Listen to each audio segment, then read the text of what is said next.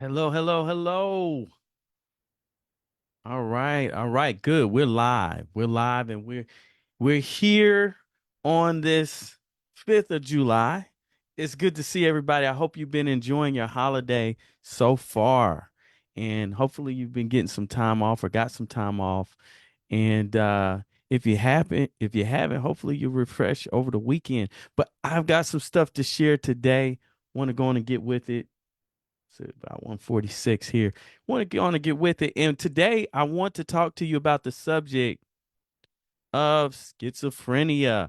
This is often a subject that we miss um, because many times in supervision, if you're a supervisor, you might not touch on it as much because what I have found is that a great deal of the population that I'm working with have not or are not working with individuals who are schizophrenic.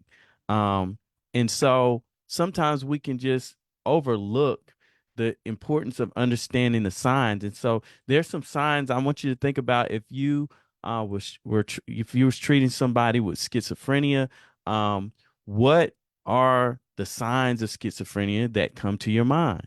The DSM signs. And I stress quite a bit when I'm working with my supervisees the importance of understanding and knowing what the signs are.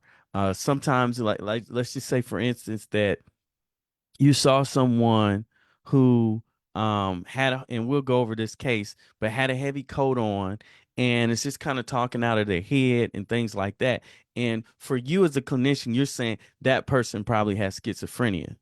But as a clinician, can you identify if someone was to interview you or someone was interested in knowing, like, could you detail what about those symptoms make them schizophrenic? Like from the DSM. And so sometimes I think there's some things that we overlook. We're able to identify a few symptoms right off the bat, but then the other symptoms that are the pillars, as well as what I'm calling them, the pillars of psychosis, we don't quickly identify. So we're going to talk about that. We're going to have a real life scenario that we're using to see if we can identify the symptoms, right? So that's something that we'll be going over today. And just before we get into that, I do want to share with you what we have coming up. We do have coming up really quickly. I'll give this 30 seconds here. On July 29th and 30th, we have the supervisor training, and we want you to be able to attend. We've got people signing up, and we want you to be one of them. We'll be having that in July. So if you're interested in becoming a supervisor, you can be a supervisor to this will suit for individuals who want to supervise LMSWs, BSWs, or if you want to be able to do clinical as well as non-clinical. This will be the training for you, and we're excited about that. And then also we have the DSM training coming up. We finally got that posted on August the 22nd or August the 27th, excuse me, August the 27th. We have Amanda, the two Amandas are presenting for us. All right. And then we have the training that's on demand. You can get online, take the training anytime. It does have the needed it meets the requirements to fulfill the Alabama Board of Social Workers clinical requirements. And so if you're LICSW and you haven't taken the DSM training that is now required, we'd love for you to take ours. There's some options out there. We would love for you to take ours, and we've got the information for you. All right, so let's get on over to let's get woo we got to hurry up. That took 4 minutes. Okay, let's get on over to what we want to talk about schizophrenia. What's the missing signs of schizophrenia? And this is what we talked about. And we started off with the groups, and we probably spent about 30 minutes just talking about other items and maybe 30 minutes on this. Because that's kind of how it goes. Because when you're in supervision, people bringing cases, and you're processing those case scenarios, is what I call them, when we come into the group environment. And that's what I'm doing as group. But let's talk a little bit. I like to present questions, but sometimes I don't present questions. I include the questions that I might present in a multiple choice in the scenarios that I'm presenting. And so this is the scenario that we presented. And let me just talk a little bit about what we went over. We wanted to make sure the group understood what active phase schizophrenia is. Do you know what active phase schizophrenia is? And so that's an important thing to know. It very well could be on the test. And if you're not already familiar with that, that's the phase where the symptoms are the most acute. And we're talking about the symptoms. What are symptoms of schizophrenia? And in order to, we're not going to go into the details of all of the symptoms per se, but in general, you do want to understand what the 5 pillars of psychosis is. So if you psychosis and schizophrenia, the signs and symptoms of schizophrenia line up quite a bit. So if I was to say, if you were to say, and we use this loosely, that person was psychotic. Well, we want to be able to break that down. What is psychosis really? We don't want to use that loosely. So I'm asking you the question, what is psychosis? Okay. So psychosis, the 5 pillars of psychosis, what we discuss is I gotta say it off the top of my head, is delusions, hallucinations, negative symptoms, and then we've got the disorganized speech and disorganized behaviors. Okay. And so this is a piece that we want to get into, the forgotten pieces.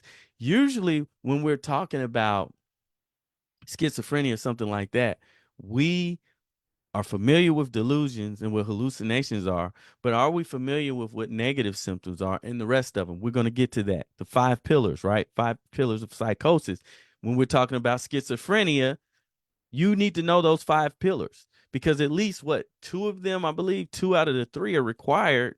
2 of the 3 of the psychosis, the symptoms of psychosis required for a diagnosis of schizophrenia. Okay. And so we have the DSM here, and so you need to have at least 2 or 3. And we're not gonna get, I don't want to waste too much time on that. But the thing is you need to know the 5 pillars. All right. And so we're gonna go over this scenario really quickly. Let me show you this scenario and to see if you can identify what's going on here. Okay, so here we have John. He's a 28-year-old man that's diagnosed with schizophrenia. He arrives at your office and he's wearing a heavy winter coat, scarf, and gloves, even though it's hot summer. It's a hot summer day with temperatures reaching 90 degrees. So it's July. Okay, you're in Alabama and it's July, and my man has on a coat, a big coat, a winter coat, a scarf, and gloves. Something's not right about that, right? Okay, so his coworkers are taken back by his attire, but they say nothing initially. They just kind of lay low, but throughout the day, John starts having some activity he repeatedly leaves his desk to walk aimlessly around the office. He's mumbling to himself about various conspiracy theories and occasionally laughing out loud. He's just laughing out loud, okay? Laughing out loud without any apparent reason, okay? All right, talking to himself, laughing out loud without any apparent reason. And at one point, he starts rearranging the office supplies on his coworker's desk without their permission, causing confusion, frustration among his colleagues.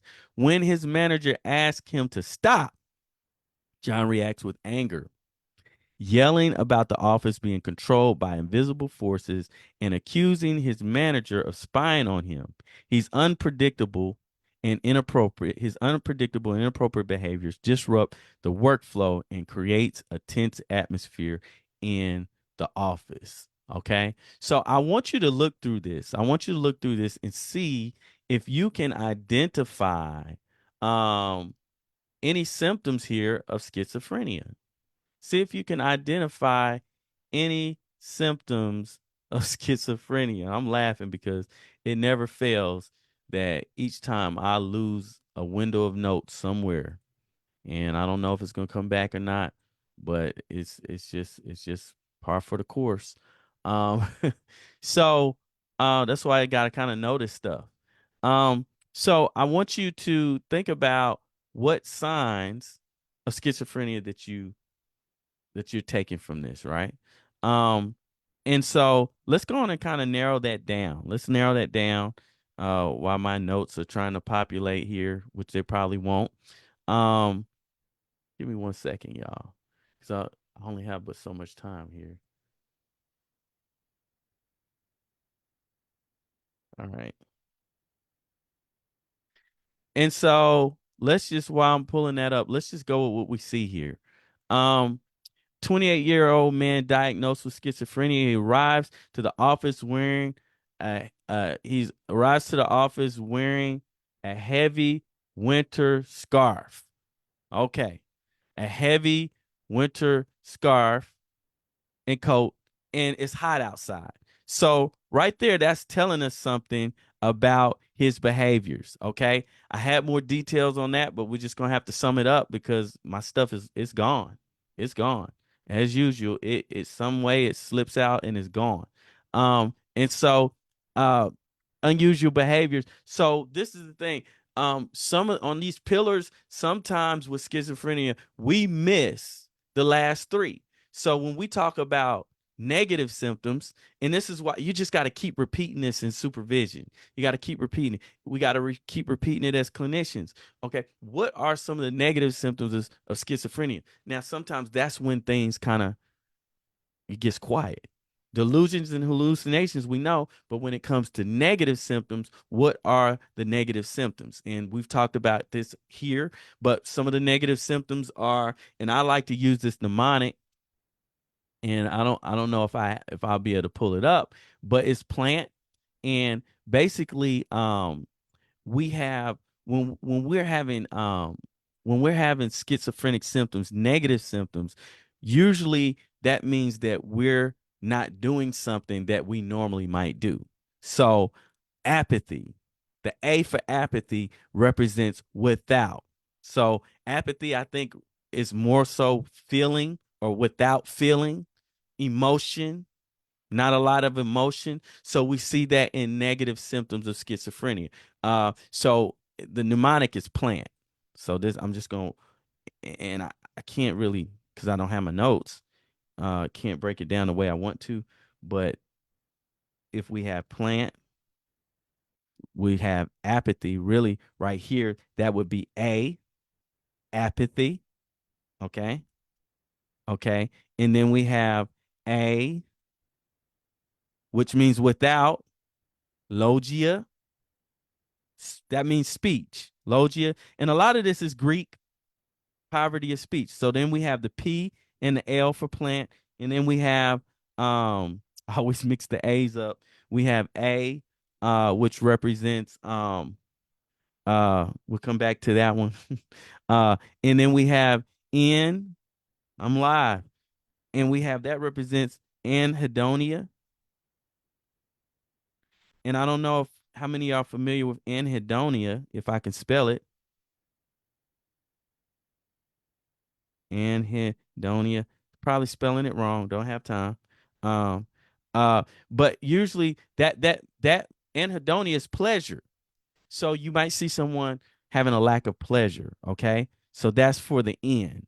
Okay, so we got let's go on and capitalize that in and see um these are mnemonics that you can use for yourself and help your clinicians with so that they can memorize these symptoms, be ready for the exam, be ready to diagnose really good. So we got and then we got T, which is for the T implant.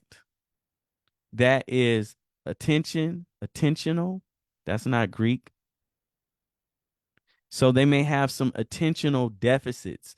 These are negative symptoms. These are some of the forgotten some of the forgotten parts. Um, I missed one. This effective. Okay, that's where we go right here. A effective. And these mnemonics may not work for everybody, but they may work for some. All right. So we got plant. And that gives us the negative symptoms, but also what we forget. So it starts off talking about, okay, this guy, and this is a real life scenario. A lot of my client, my supervisors are dealing with this. And the thing is, can you speak out what these symptoms are? Can you speak out what the symptoms are if you're seeing them? So you see someone who's just seems like they're talking out of their head. They're just randomly talking and nobody's there. That's what's going on with John, right? John is out here, summer day, his coworkers, blah, blah, blah. He's mumbling to himself about various conspiracy theories to himself. Okay. So this could be a potential delusion that he has because it's a conspiracy theory. So that's a sign, right? That's a sign of schizophrenia. He's laughing out loud with no apparent reason. What is that? So if somebody's just laughing out loud for no reason, you see somebody laughing out loud for no reason, and they've got this big coat on, and it's hot outside, okay, and they're sweating, so it's not appropriate.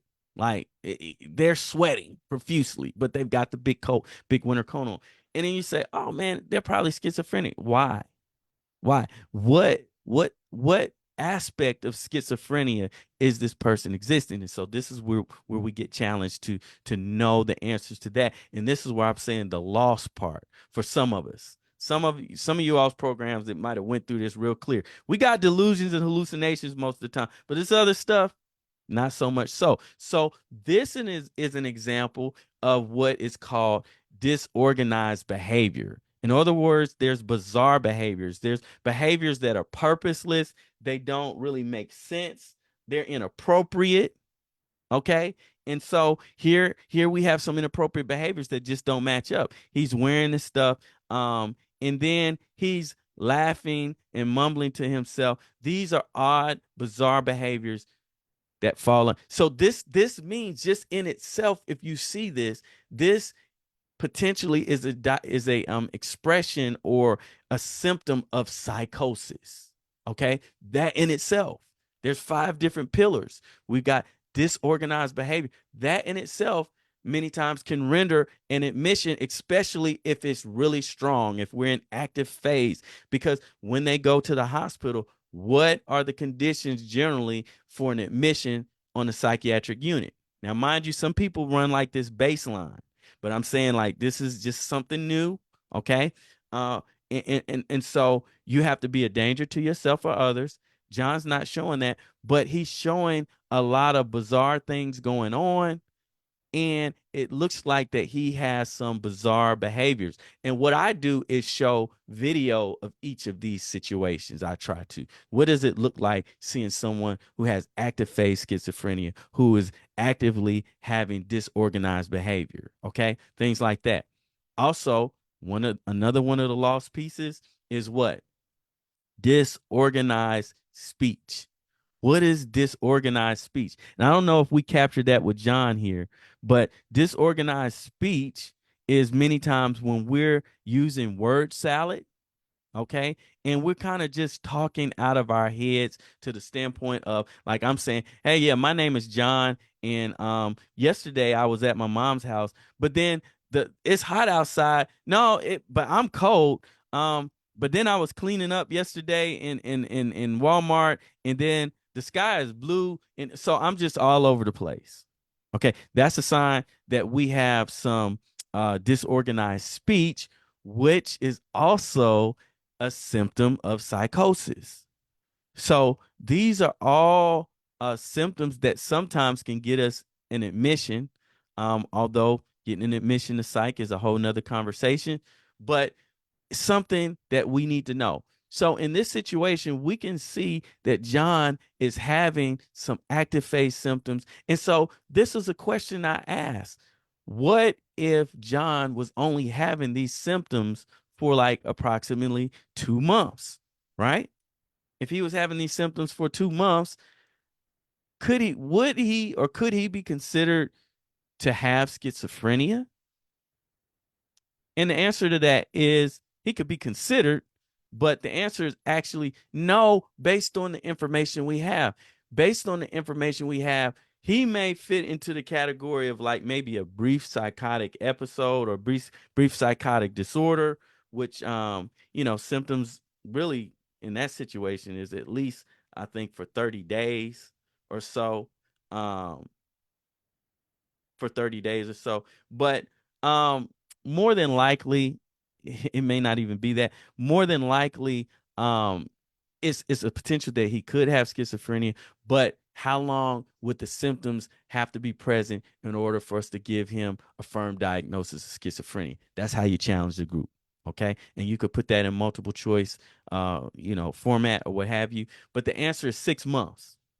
We need to have, we need to have these symptoms for at least 6 months. And out of those 6 months, guess what?